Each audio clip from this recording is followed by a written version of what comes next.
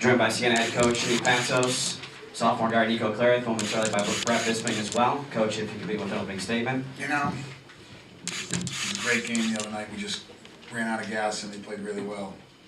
Tonight I thought we came out with a lot of energy and we could have gone either way on that. And it was a tough loss, but we're grateful to be playing basketball in February because March is coming up close. We know we have to get better. We talked about, being in second gear, then third gear, and then fourth gear. And then I thought tonight for a lot of the time game we're in fifth gear. And that's what's going to take to do that in this tournament coming up. And our next test in this building is Niagara, who beat us. They beat us fair and square. They've done a lot of good things this year, a lot of good players. But tonight, I'm really proud of our guys because of a lot of things. They could have gone a lot of ways, and they decided to play even harder. Brett, way to go. Love you like a brother. Proud of you. And then Nico was just whether he had foul trouble or not. I said, you want to play with fouls? I'm fine. And he's going to make shots, and that was impressive performance. I'll take any questions. Jimmy, how important was it to get a win at home tonight? Can you get back in the comfort zone here? No, I wouldn't say we're not in a comfort zone on the map, but I get it. Yeah. Tom Herter gave the speech before the game because he was Tom Herter Jr. is on the cover. When you're on the cover of the media scout, And Herter came in and said, we lost 3 in a row at home. We're not losing any more at home. That's from a young guy, Because he was on the cover of the handout, so I kind of do that. And Tom got up there, and it's funny because he's kind of a quieter kid, but he obviously clearly has a great basketball pedigree, but he was dead serious, right? When he said, we've lost 3 in a row, and that's not okay, so let's start another kind of streak, let's start a winning streak, and it starts tonight. I said, okay. So it was nice to hear. So yeah, we got to get a win. We needed a win. Manhattan's the defender. They've won 2 out of the 3 years I've been here. I know they don't. Steve's an unbelievable coach. To get them, they were right there. I was nervous in the second half. When they get Williams back next year, he did what we did with Brett. You had to pull him out. Steve's an unbelievable coach. He really knows what he's doing. You better not take 2 minutes off, which we did. We got caught because they play so hard. When they get Williams back next year, they're going to be a force. Brett, you were pretty confident yesterday when you were talking about how you were going to change things around tonight. It seemed like you kind of went out there and made that happen yourself. Is that kind of describe your game? Yeah, I didn't play well for a few games, and I didn't want to let that keep happening, but teammates supported me, coaches supported me, so I felt like I'm happy with how I played tonight, and more happy that we won. Brett, you've been critical of just the team overall in terms of energy or following the scout, and a lot of people will look at Manhattan's record and say, well, of course Siena blew them out. But how much of tonight's final score was a product of you guys playing the way you should play? We played with a lot of energy tonight from the jump. We came ready to go. I think we handled their pressure well. I think as a team, we all had energy, we all had emotion, and we weren't happy with how last game ended, so we kind of let it out tonight. Coach, last game, you were talking about how you had to look at the tape and see about the players.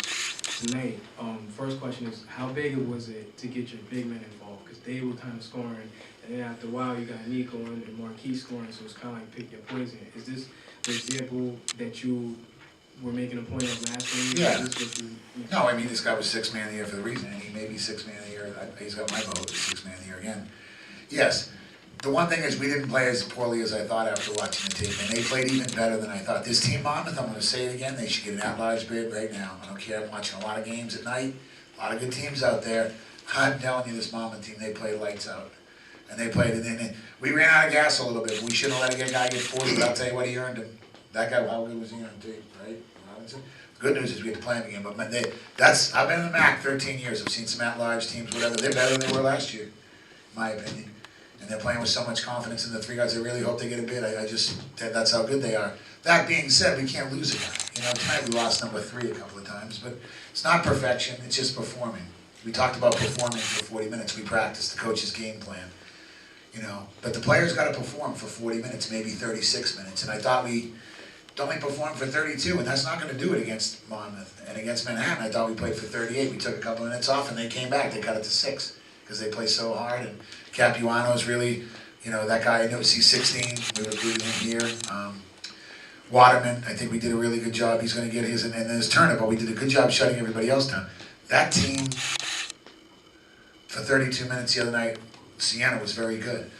30 minutes, but that's not enough against the best team. A team that I think can win. I'm telling you, that team is I'm telling you. But we're looking forward to playing them again. But right now, we just talked about it. We're getting ready tomorrow. And we're going to get ready for the out in Niagara, who beat us last time we played them. And they beat some teams. I think they won at St. Peter's. They've been doing some damage to people. I know they beat Canisius, who's really good. So we got a quick turnaround, and we gotta be ready to play Saturday night, and it's at 8 o'clock for those out there. We need our fans. Thanks for our fans, they were great.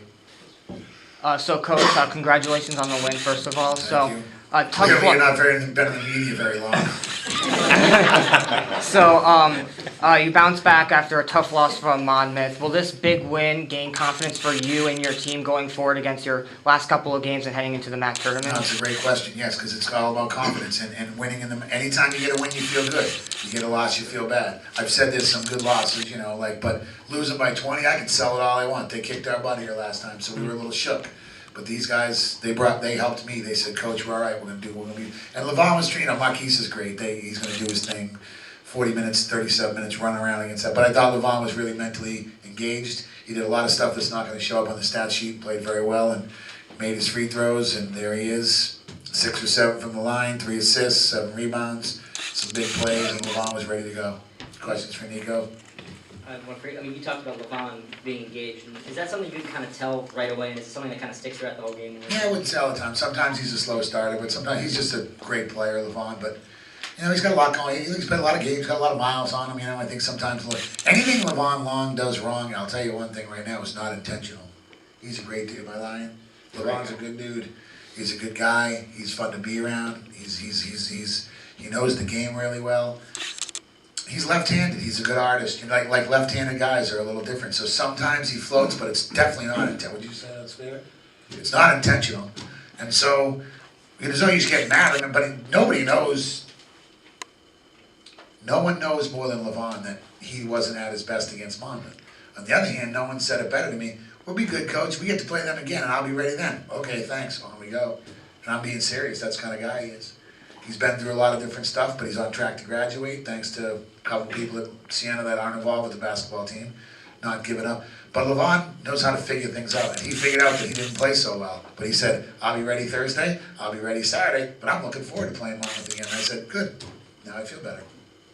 Hey Nico, Jimmy talked about the Monmouth loss and how the season could have gone some different ways after that loss. How did you guys not let that loss affect you negatively, and how did you kind of respond to it positively and come out strong tonight? One thing we always preach, our coach says, don't dwell on the past, and there's going to be a bright future, and that's one thing that we've been trying to focus on, is not dwelling on the past. Even if it's like a good play or a good game, we still got to keep moving forward, and I think that's the attitude we went forward with here, and we got good results. Jimmy, I know it was during a timeout, so you were busy, but did you have a view at all of the half-court shot engagement? I'm pretty good. I was out with the refs. And John Gaffney and I go way back from Boston, so and Ray Perone, that's a great veteran crew we had. So sometimes we talked, hey, he was at a block, or is the guy in the circle? So I was talking to a referee about if he's in the circle, but it's a charge, and none of that mattered because I saw Donahue's face, and I was over there, and I saw this eruption of people.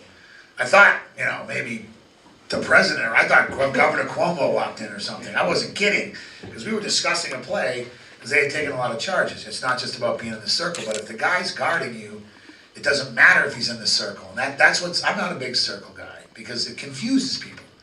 Because if you're the main guard, I'm playing against you, and you're in the circle, you can take it. So we are seriously having a discussion. Then I walk over to the huddle, and I look up, and I hope, what did he win, 50 grand? No, I'm just kidding.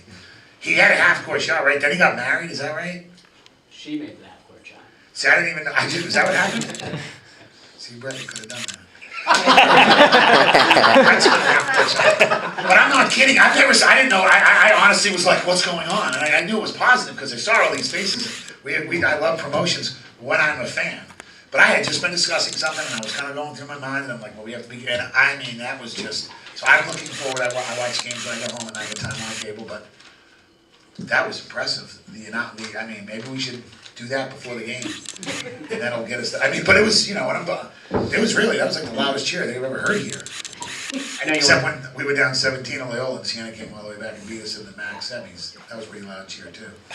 I know you weren't looking at it, but he got down on one knee and proposed to her. Any advice for the couple to be? 2 bedrooms, 2 baths. He was married forever. Thanks a lot. Brett knows that's true. The locker room's open.